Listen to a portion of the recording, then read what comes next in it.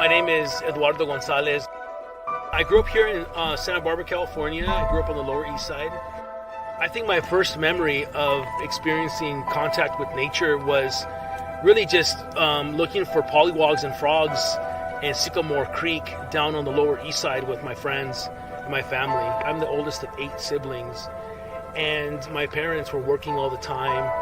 And I think that we discovered some of these local trails and realized that we can take kids, I think my parents discovered that they could take kids out and a little light snack and a picnic, and they could really kind of just enjoy themselves and burn a bunch of energy.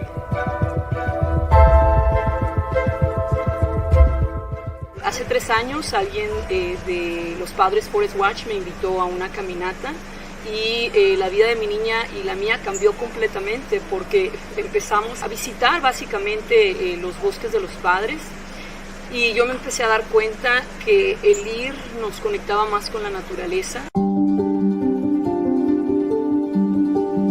My favorite things to do out here, I like to jump in the creek, swim, play a lot, and touch things, feel how they feel, like what's crunchy. But most of all, I like going outside because I can see the environment and how it provides food for us.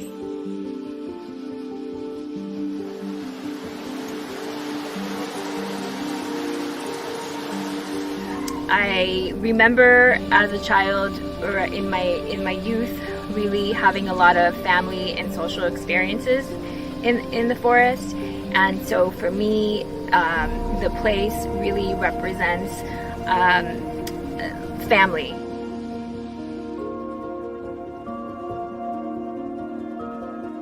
Nosotros conocimos este lugar gracias a que Graciela y los padres Forest Watch nos invitaron a unas caminatas.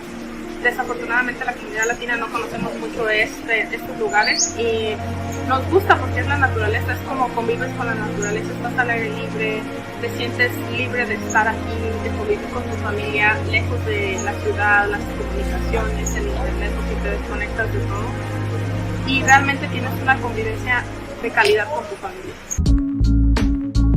I grew up in Missouri for a little while, and living there in our neighborhood we had like a creek kind of going kind of close by to us, so when I was little I would always just ride my bike to the creek meet up with my friends, catch frogs, try to find little hidden spots and the creek bed, and so that was my main first connection to nature. I love the river, especially because of the water. It's really fresh and like clear, and then you can reunite and like be with your family. This place is actually fun right here because you could get wet and things. No Wi-Fi. Like no Wi-Fi. No, because I could tell because kids are gonna say, "Where's the Wi-Fi? Where's the towers?" And like, it's nature.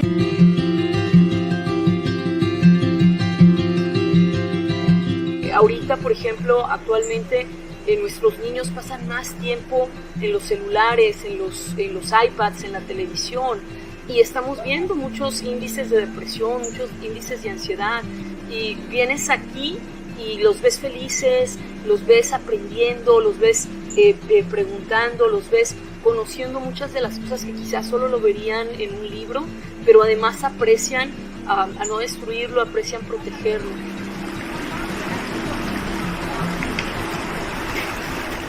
All the nature around me it makes me think back what it was like to grow up 5 or 6 generations before me.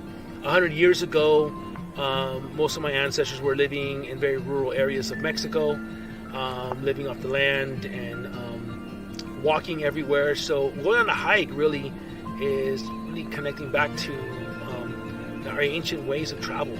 Si no protegemos a nuestro medio ambiente, es básicamente como atacarnos a nosotros mismos. Dependemos de los árboles, dependemos del agua, dependemos absolutamente de todo lo que esta tierra nos ha dado. Creo que nosotros debemos concientizar también a nuestras familias, empezando en casa, empezar a reciclar, porque eso empieza, la conciencia de las áreas públicas y todo empieza desde casa. Y explicar a tus hijos que cuando estén en la calle no deben de tirar basura, y tienes que enseñarles desde pequeños a que deben de conservar estas áreas si tú desde pequeños los empiezas a enseñar y les empiezas a fomentar lo que tienen que hacer, la importancia de la naturaleza, pienso que podemos tener un futuro mejor. You should pick trash up because trash is bad for the environment, because if you don't pick up the trash, then there's going to be trash everywhere, trash here, trash there. We don't want that for the animals. It's really bad. Well, the main thing that would be a threat right now is trash that people just leave behind.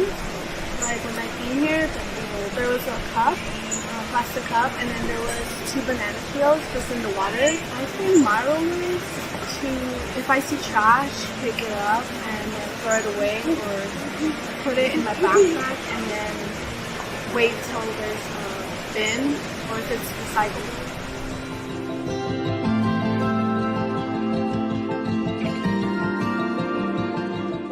Yo creo que si no lo entendemos, pues estamos empezando a ver muchos de las consecuencias de no proteger la naturaleza, de no ser responsables, de no planear responsablemente cómo hacemos uso de las cosas a nuestro alrededor. You know, the value is priceless because somebody preserved it for me. Someone took care of these trails and nature, and so that I could enjoy it, and I want to do the same thing for other people.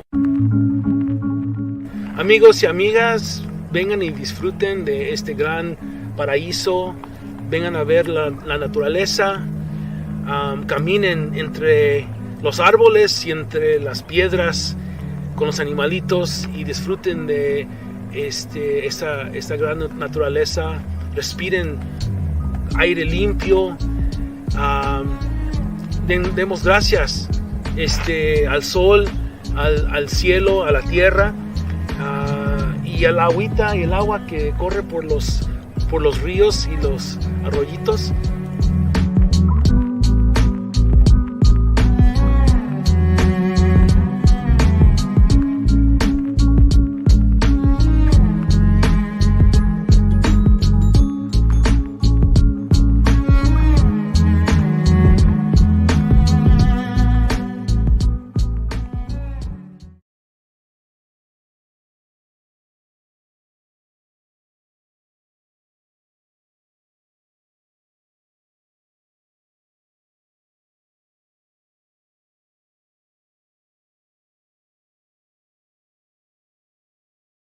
Mi nombre es Bambi Salcedo, soy originario de México, de la ciudad de Guadalajara, y tengo el privilegio de ser la presidenta y la directora ejecutiva de la coalición translatina.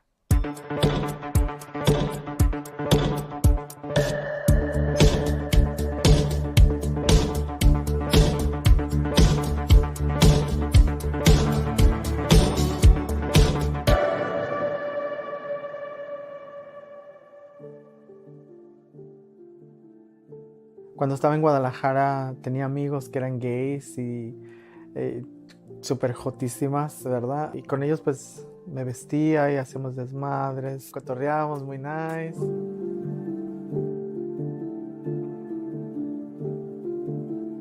Yo vivía como en tinieblas. La falta de amor, la falta de entendimiento, la falta de educación y también otros problemas, ¿no? El abuso sexual por parte de mi padrastro, por ejemplo, fue que a mí me llevó a los 8 años más o menos a empezar a usar drogas para, como quien dice, buscar un refugio para pues el dolor que yo tenía, la infelicidad que yo experimentaba en lo que supuestamente tenía que ser mi hogar, ¿no?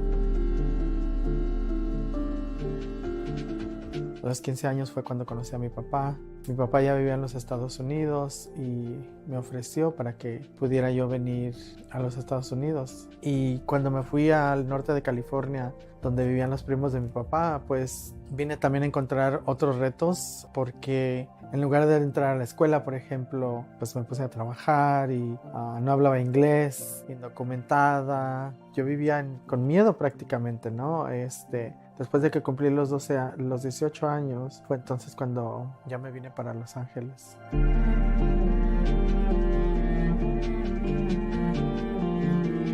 Cuando me vine yo a Los Ángeles, pues fue obviamente una nueva etapa en mi vida, porque yo no sabía de la Santa Mónica Boulevard en ese tiempo. En ese tiempo había hasta 30, 40 en una esquina prostituyéndonos a mediados de los 80s. Conocí obviamente mujeres trans y bueno, pues empecé a juntarme con ellas y entonces pues ya empecé mi transición y tomó mucho tiempo para que yo me empezara a involucrar en la comunidad. Me tomó muchísimas caídas a la cárcel, 4 idas a la prisión, 4 idas al centro de detención, 4 deportaciones y la última vez que salí fue en el 2001. Me deportaron y me regresé el 5 de agosto para amanecer al 6. Fue la última vez que usé drogas. Y bueno, pues tuve la oportunidad de entrar a un centro de recuperación y yo ya podía hablar un poquito de inglés o más inglés. Y ya más a fondo me empecé a meter dentro de la comunidad porque en ese centro de recuperación yo era la única mujer trans que estaba ahí. No tenían servicios en español, no tenían servicios para la comunidad LGBT. Conforme me fui mejorando en el centro de recuperación, se me dio capacitación para aprender cómo facilitar grupos. Y empecé un grupo de apoyo ahí en ese centro para personas LGBT y luego después empecé un grupo en español de Narcóticos Anónimos. Y así similarmente fue cuando yo estaba en el centro de recuperación que hubo una posición abierta ahí en bienestar y fue que yo apliqué, yo sin saber nada de servicios sociales, de justicia social. Irónicamente, el trabajo que estaba disponible era hacer outreach en la comunidad, llevar condones y hablar con las muchachas sobre la prevención del VIH y todo eso. Tuve la oportunidad de ir con mis mismas compañeras con las que yo anteriormente yo estaba en una esquina, ¿no? Y así fue como pues prácticamente me empecé a involucrar. Después de bienestar se me dio la oportunidad de trabajar en el Hospital de Niños de Los Ángeles, trabajando específicamente con jóvenes trans. Y en el 2009 fue cuando empezó la coalición translatina. Somos una organización que obviamente está abriendo campo en diferentes aspectos. Somos una organización que ha contribuido ampliamente al movimiento trans en general. Las mismas situaciones y experiencias que yo experimenté o tuve cuando empecé mi transición son exactamente las mismas situaciones y experiencias que jóvenes trans están experimentando hoy en día. Y es por eso que damos servicios directos a nuestra comunidad, porque queremos de alguna manera aliviar todas esas situaciones que nuestra comunidad continúa experimentando. Hoy en día puedo ver que la comunidad trans, específicamente las mujeres trans, somos fuertes, luchadoras, somos unas personas bellísimas, somos unos seres que vivimos nuestras verdades y es por eso que el mundo nos odia. El futuro que yo veo es que podemos simplemente ser quienes somos sin que se burlen de nosotras y vamos a poder vivir en un mundo en el cual nos podemos sentir seguras, que estamos integradas dentro de la sociedad. Ese es el mundo que vamos a tener, aunque no logre yo vivir para poder verlo.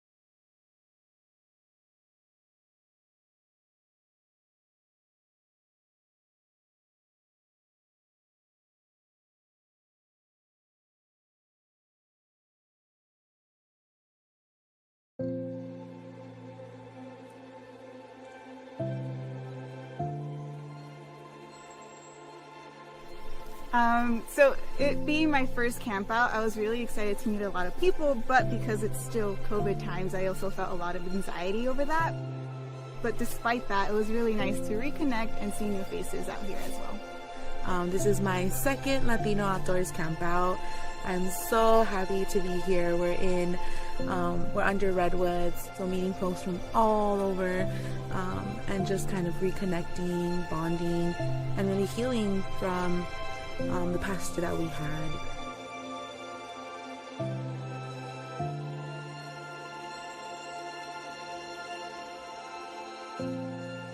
Beautiful, beautiful, beautiful weekend with some amazing people. Just doing this in communion with folks is like a once-in-a-lifetime experience that we get to do on a regular basis, like at least annually. It's beautiful to reconnect with people, see people in the flesh, you know, especially after a very traumatic year and some change. It was great just to, you know, be in proximity of people and share experiences together. Have you ever tried to make rain with a group of people? Rain? Yeah, how to do that. It's just dampness, right? And then we start here to put it out of the rain shower. Louder, louder, louder. Keep stomping our feet now, louder.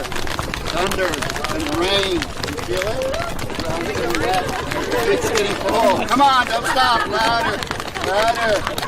You had a lot of food today. You have a lot of energy today. We're out there. We are in these spaces, and we, you know, are experts in our own rights to kind of tell our stories, to feel empowered. After a pandemic year, we have Latino outdoors leaders from across the U.S. that have come together for this leadership campout as an opportunity really to be in physical proximity to each other, but more importantly to be able to visualize and really experience those connections that have been made online and over a work of years that has had that type of impact.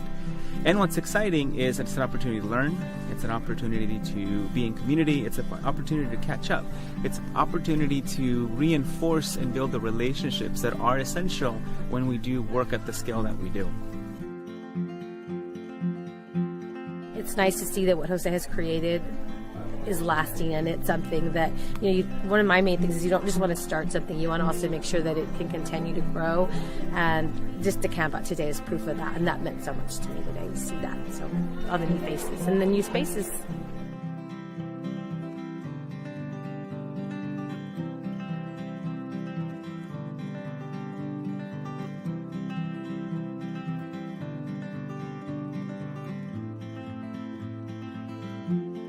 My love of mushrooms started just by exploring the redwood forest. We get a lot of mushrooms here because of the amount of rain that we get here. This is a temperate rainforest, so we get a lot of rain and the mushrooms love the rain. And I find mushrooms very interesting because they are very communal. The fungi are very communal. They use mycelium networks underneath the ground to communicate with trees and share nutrients with trees. I got started with Latino Outdoors. I think I might have heard of them through online, but someone me presentó a Ruby and told me that Ruby was the head of Latino Outdoors here in Humboldt County, and I really wanted to join something like this in this area because Humboldt County doesn't have a lot of cultural diversity. And I was really eager and hungry to be with people that I could relate to, but also be outdoors and be learning about recreation and about like outdoor education and science. So I'm very glad that I met Ruby and that there was a Latino Outdoors Humboldt chapter already created here. You shall not pass. Fuego en mi alma, fuego, fuego en mi corazón, fuego, mi amor por ti es puro fuego, fuego, mi amor por ti es puro fuego, fuego, puro fuego es mi amor por ti. So with the app, You record the sound and it tells you what? Yeah, no, it'll do it live. Like you just, and then you record it because then it's so that you can go back and hear it and then compare it to the official song, and then you can confirm like, okay, it is this, or no, it was somebody in the background. Who cooks for you? Who cooks for you? Oh. Wow. Being able to find friendships and relationships that are going to last generations to come. And, I hope one day when my son's old enough, he can be a volunteer and be able to pass that on, maybe to his children. So I'm really happy that I was able to come this year, and I look forward to seeing all the growth within all the people that I've met. When we first founded Latino Outdoors, it was that question. What does it look like? What does it feel like? How would we describe it? This idea of a broad spectrum and diversity of Latinx identity in relation to a broad spectrum of outdoor experiences. What does that look like? And this is what it looks like. The exciting part is being able to really see what it looks like in community, in laughter, in joy, in curiosity, in wonder, in reflectiveness, in co-leadership and learning. And that's what's exciting to me, because the simplicity of this, it didn't exist before, and now it does. And it does in the way that's manifested through this community.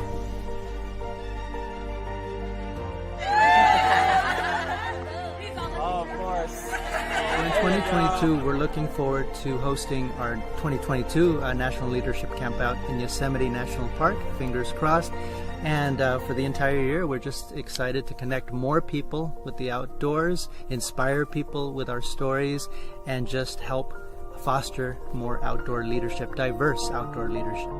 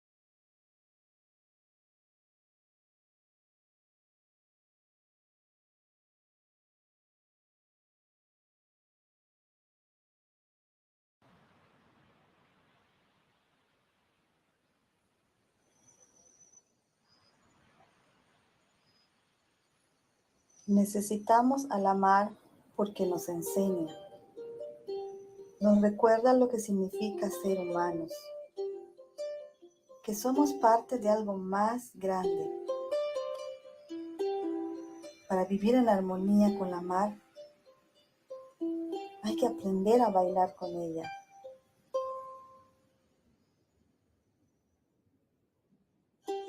En sus aguas se ve el reflejo de nuestra gente. Se oyen los susurros de los que vinieron antes que nosotros. Las olas llevan las historias de todos los que atravesaron sus aguas con la esperanza de una nueva vida. Generaciones y generaciones de cultura y de tradición. Y al mirar el horizonte de nuevo, sentimos cómo nos llama y cómo nos canta, como si estuviésemos dispuestos a escuchar.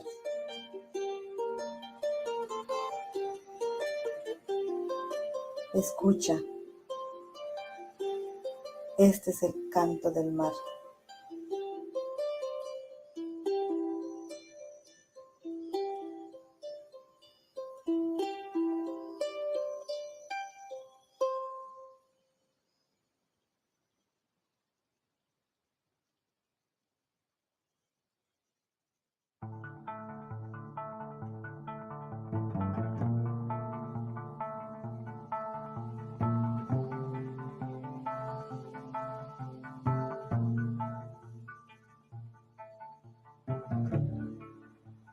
Our hearts and our brains and our planet have one thing in common.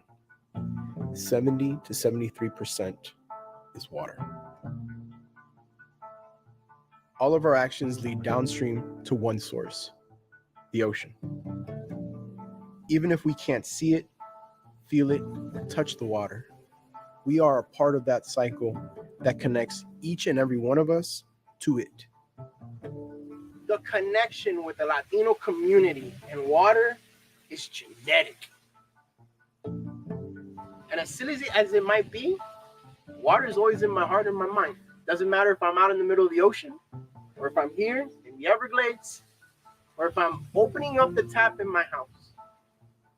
And you think of the stereotypical marine biologist, or you think about that conservationist, it's never somebody that looks like me, especially not in this country.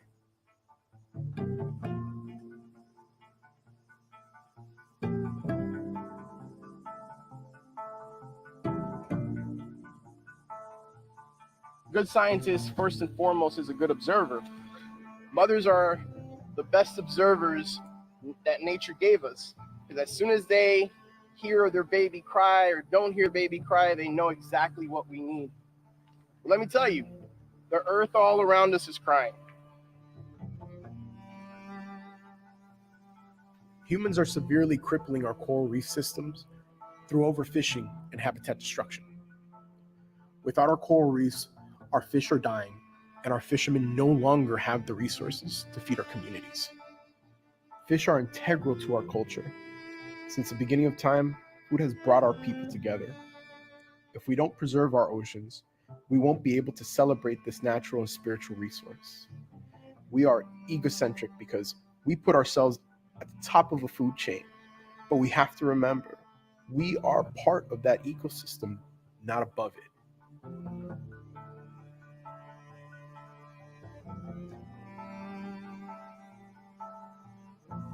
We all need to breathe. We all need to drink fresh water. We all need to have access to healthy foods. Those are the three essentials. Without that, what exactly are we fighting for?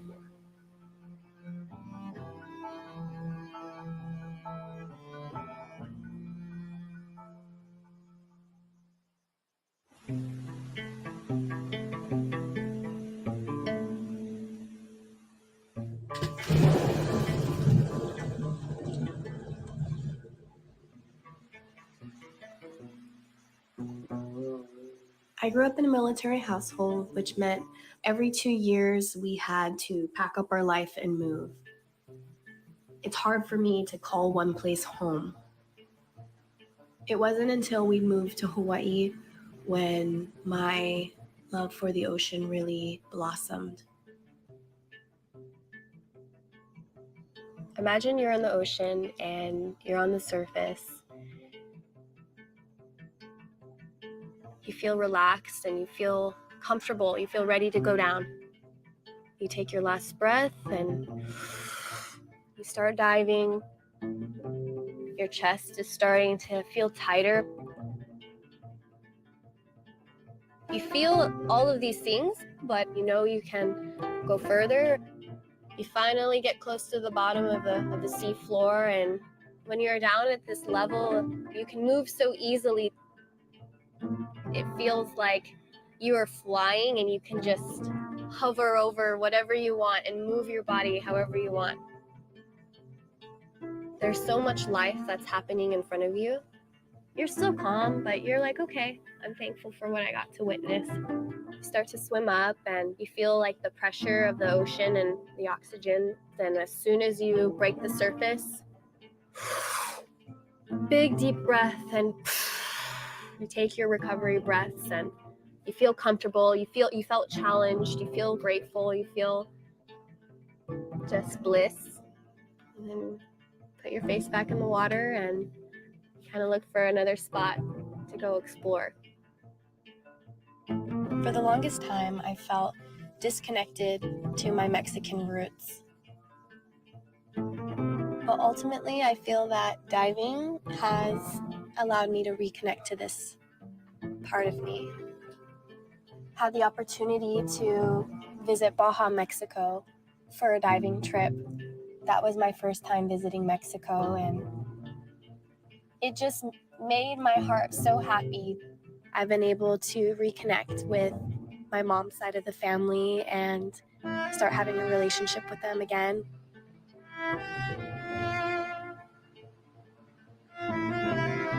While we were in La Ventana, I was able to meet women who were scientists and shark conservationists, and meeting these women just made me feel so inspired to continue my journey in the ocean and know that there are also Mexican women out there who are also driven by the love for the ocean.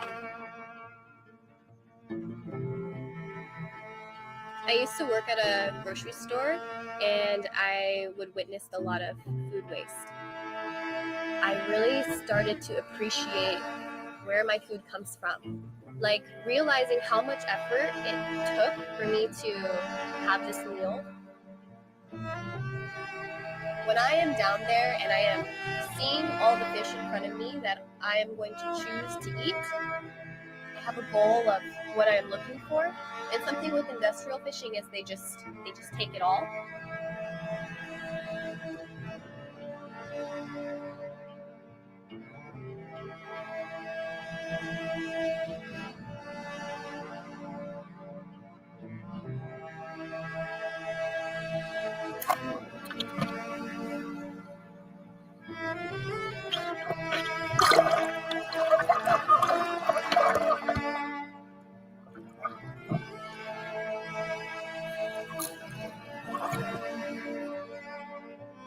I hadn't seen oros that big before, literally like 5 feet from the surface.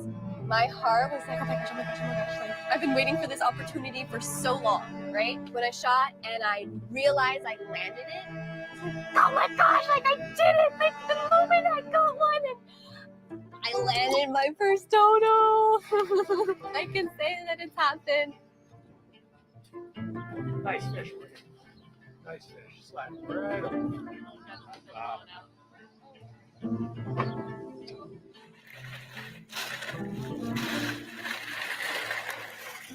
Hey.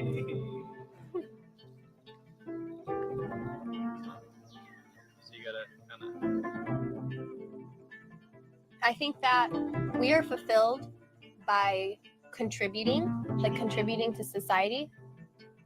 I think we all have different ways, whether that's being, caretakers or just supporting each other, or help my community by giving them a meal.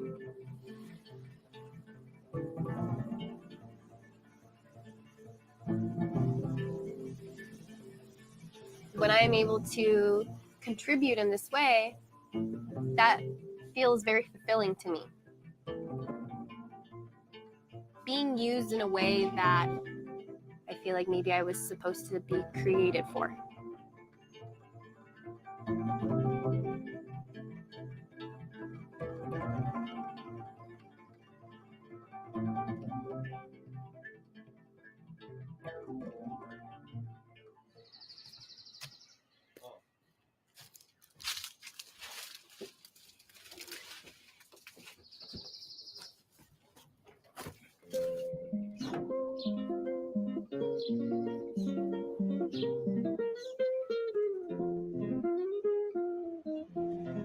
So, as a kid, I grew up in a household full of 11 people, 11 family members, you know, and there was a lot of love in that family and in that household, but the ocean was super distant to us. We'd go there once or twice a year.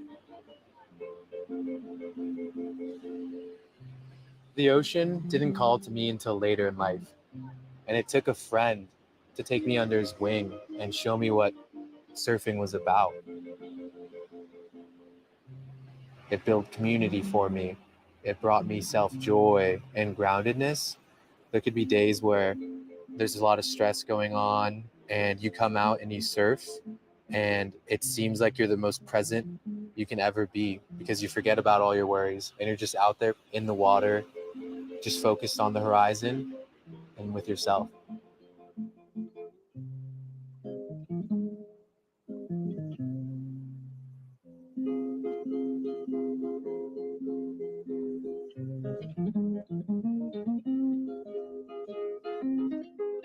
I didn't want to have another Latino kid, a Latinx kid, have to wait till they were invited to the ocean.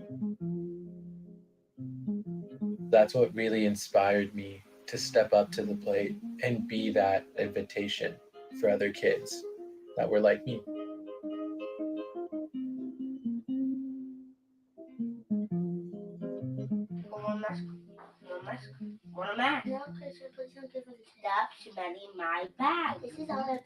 Look back at my own upbringing, and all I feel is, and I recall, is being surrounded by love and how impactful that was for me. If that was impactful for me, why can't I transfer that into this next generation of youth?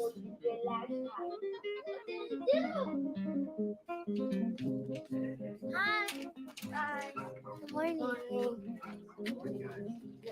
I have to examine some of the bridges that exist and what I saw in the disparities between the families that live 5 minutes away, some of the working class Latinos, and the beach here was that lack of access, but also the family was afraid of the ocean, so they wouldn't bring their kids to swim or to surf, you know? I saw in these families my own family, but I just wanted to be that big brother that gets these kids in the water and shows them, hey, it's okay, it's safe in here, and it's fun. Our motto is one ocean touches all shores.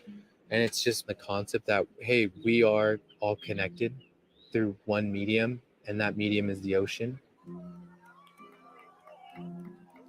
It just made me so much more proud of where I was living and so much more tied into the community. And I think if I can tap into that and get kids really inspired to be like, hey, I live in a beautiful place, I know how to surf, and it's just to bring more of a like relatability to everyone in the world. We're all together and we're all in this.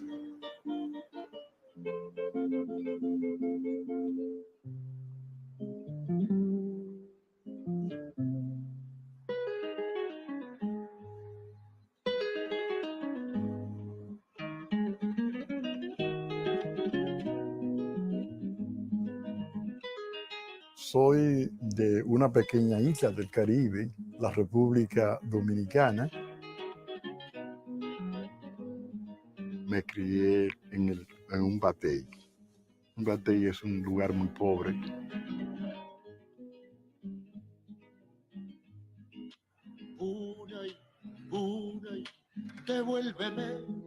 Cuando llegué a este país, realmente tenía la idea de que aquí todo era perfecto. que no había problemas. Me preguntaba a qué vine para acá. Comencé a conocer esta ciudad y me di cuenta las múltiples necesidades que anglos e hispanos tienen en esta ciudad. De mi vida te extraviaste en noche mala. Pastorcita de mi vida te extraviaste en noche mala. Yo llegué aquí en los Estados Unidos cuando tenía 25 años, en el 1994. Tuve que dejar la universidad para venir aquí a Estados Unidos a buscar un mejor porvenir para mi mamá y mi familia, que dejé allá. 15 días antes de yo salir, un amigo mío, una llora se había virado y se habían muerto todos y eso. Yo sabía el riesgo, pero yo estaba dispuesto a tomar el riesgo porque la situación no estaba muy buena en mi casa. Entonces, decidí hacerlo, a pesar de los riesgos.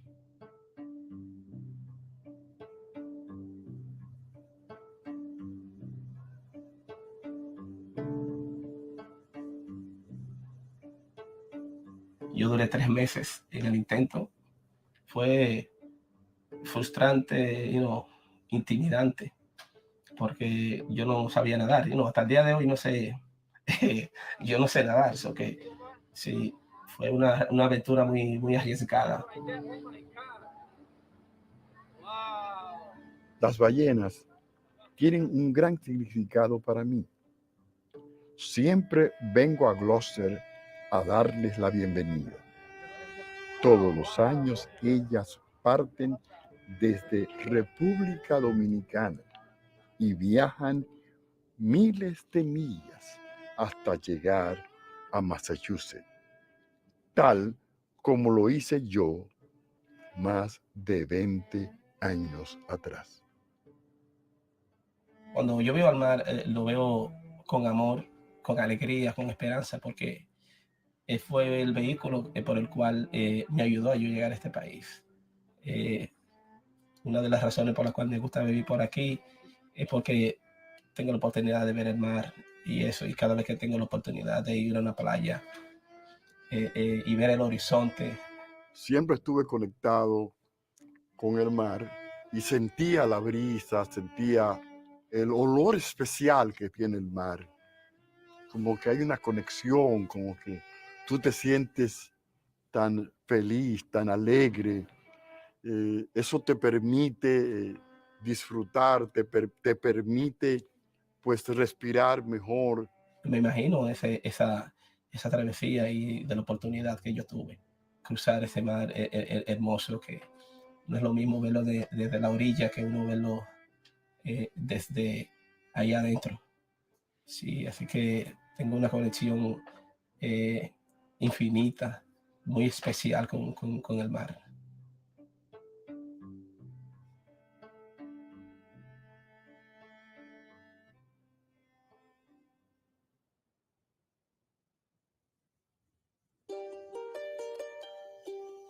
Sus aguas forman parte de todos.